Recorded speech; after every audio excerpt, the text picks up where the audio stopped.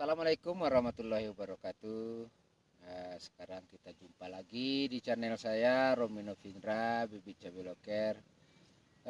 Terlebih dahulu kami mengucapkan minal aizin wal faizin, mohon maaf lahir dan batin. Selamat Hari Raya Idul Fitri 1442 Hijriah. Nah, sekarang kita berjumpa lagi di tanaman bibit cabai loker yang berumur sekarang 4 bulan kurang 10 hari, berarti berumur 110 hari. Nah, jadi di sini kami setelah siap mengadakan penyemprotan di lahan kami ini, alhamdulillah seperti janji kami, target untuk tanaman cabai loker ini ialah mencapai 1,8 meter. Berarti sekarang inilah keadaannya baru sekarang, tidak ada rekayasa di sini. Buahnya baru sekitar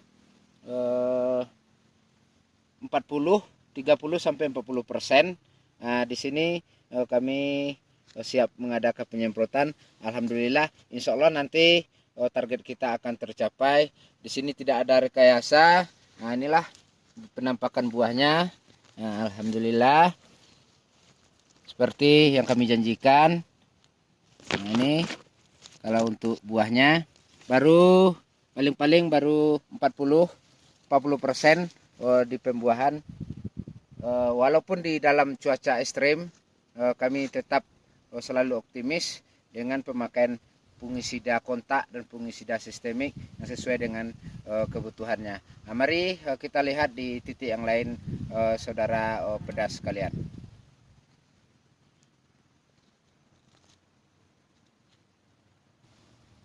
Nah, baiklah sahabat tani semua. Nah, inilah masih pembuahan. Nah, yang kami sampaikan tadi baru 30 sampai 40%. Boleh kita lihat di sini untuk pembuahnya. Kalau untuk bibit cabai loker berkisar antara 15 sampai 22 cm untuk pembuahan. Nah, di sini tidak ada yang perlu kami sembunyikan, tidak ada yang perlu kita rekayasa. Kita akan tetap berbagi demi kesuksesan petani. Nah, di sini perlu kami sampaikan kepada kita semua bahwasanya saya sering memantau di grup-grup petani cabai Nusantara, petani cabai pemula, petani cabai Sumbar. Di grup-grup itu para sahabat semua selalu menanyakan solusi kerontokan bunga. Nah, di sini kami sampaikan, kalau memang tanaman cabai itu subur, dia tumbuhnya melebihi daripada 1,5 meter, itu kalau kerontokan bunga itu wajib pasti. Itu sebenarnya tidak usah kita terlalu khawatir. Karena kenapa? Karena cabang V-nya itu banyak. Tapi kalau seandainya bunga itu akan menjadi buah ke semuanya, otomatis pokoknya itu tidak akan kuat untuk menopang buah tersebut. Ini kami juga mempunyai ini kerontokan bunga juga banyak di sini. Nah, boleh sahabat tani semua saksikan, kerontokan bunga itu pasti akan ada, minimal itu 25%. Tidak mungkin tanaman cabai varietas apapun yang kita tanam, tidak mungkin bunga itu akan jadi 100%. Minimal kerontokan itu 25% itu dalam batas satu kewajaran. Karena kenapa demikian? Karena pertumbuhannya tersebut, dia kalau pertumbuhan signifikan, subur, normal, dia kerontokan kita memang harus mengorbankan beberapa cabang itu, dia memang harus merontokkan bunga. Kenapa demikian? Kalau tidak bunganya rontok, dia tumbuhnya akan kerdil, dia tidak akan bisa sesuai dengan target yang kita inginkan. Apalagi cabai tersebut bisa mencapai di atas 1,5 meter. Nah, itulah sebagai tip atau penyampaian kami. Kalau seandainya petani semuanya menemui cabainya kerontokan bunganya 25-30%, itu dalam batas kewajaran. Tidak usah ragu, tidak usah bimbang, lanjutkan perawatan, buahnya pasti tidak akan mengecewakan petani semua. Mari kita tengok di titik yang lain.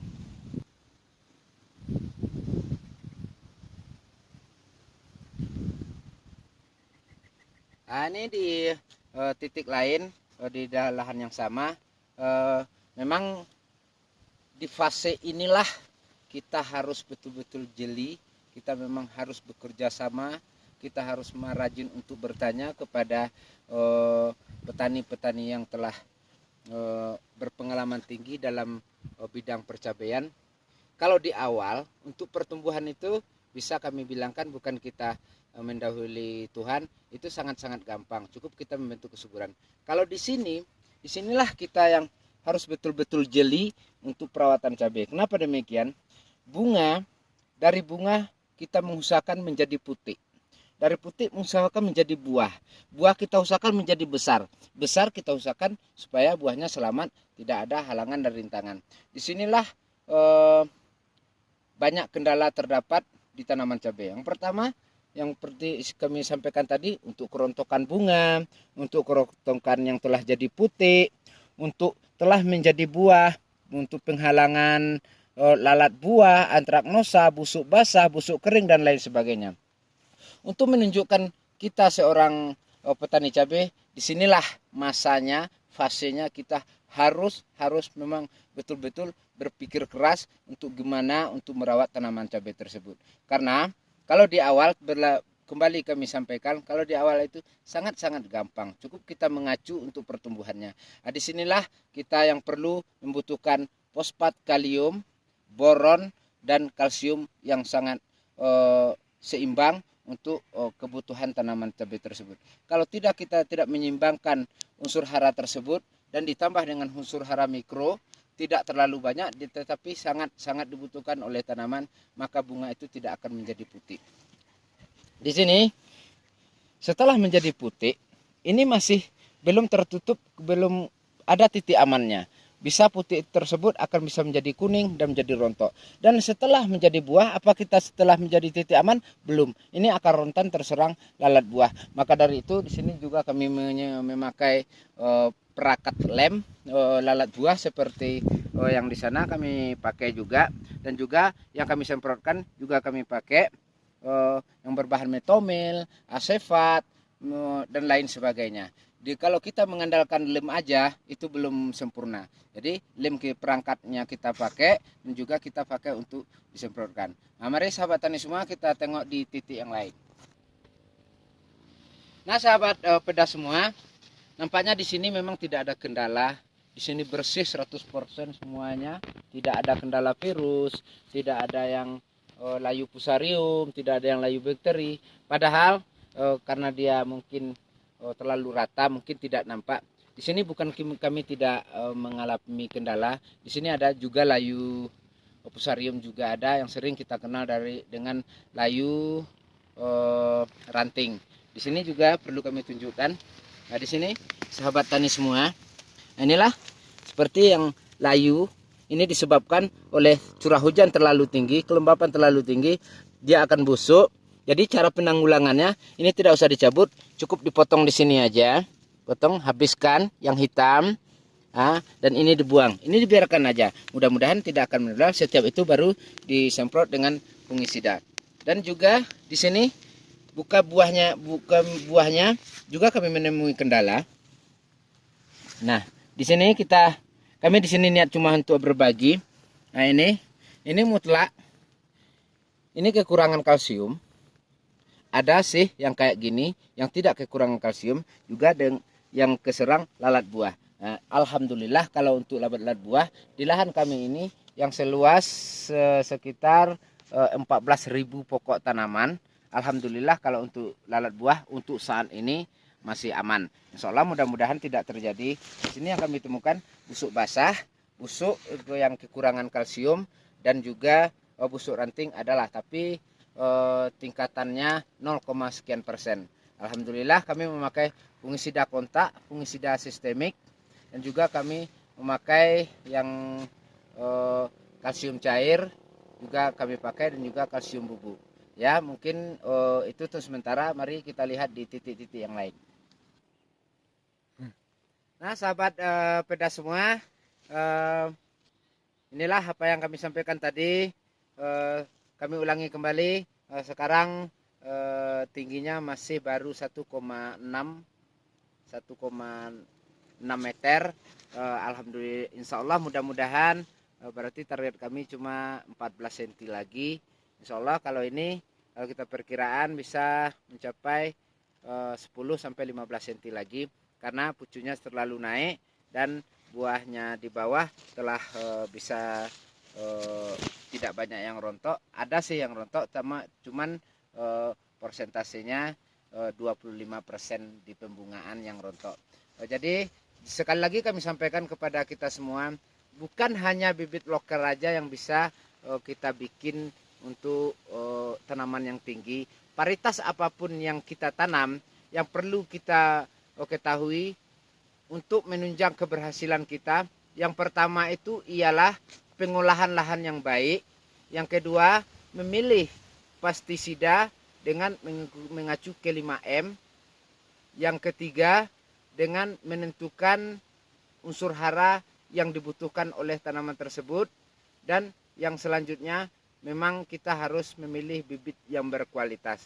Dan untuk apapun yang kita usahakan, kita harus optimis bahwasanya usaha yang kita geluti, usaha yang kita kerjakan itu kita optimis bahwasanya kita akan meraih hasil dan keuntungan yang insya Allah keuntungan yang lebih banyak daripada sebelumnya.